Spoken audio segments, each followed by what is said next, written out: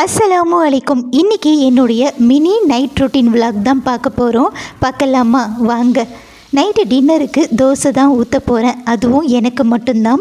Husband கூட வேலை பார்க்குறவங்க பொண்ணுக்கு இன்றைக்கி மேரேஜ். ஸோ ரிசப்ஷன் ஃபங்க்ஷனுக்கு தான் போயிருக்காங்க.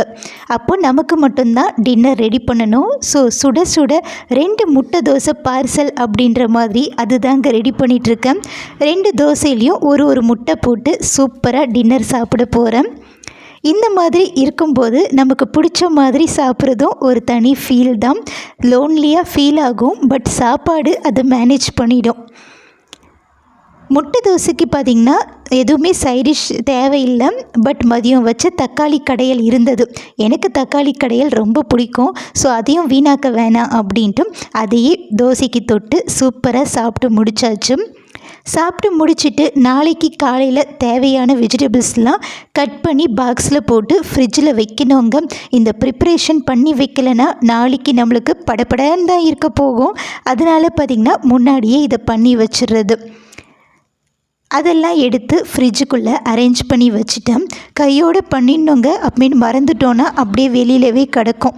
ஸோ அதையும் எடுத்து ஃப்ரிட்ஜுக்குள்ளே வச்சாச்சு. அடுத்து சாப்பிட்ட பாத்திரம், இருந்த பாத்திரம் அப்படின்ட்டு எல்லாத்தையும் வாஷ் பண்ண வேண்டிய நேரம். வாஷ் பண்ணி முடித்தாச்சுங்க. எல்லாத்தையும் அடுக்கியும் வச்சாச்சு.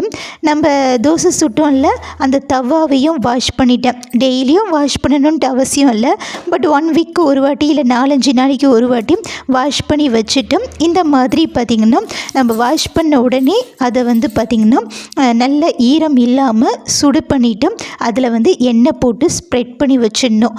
அப்போ தான் பார்த்திங்கன்னா நம்மளுக்கு லைஃப் வரும்.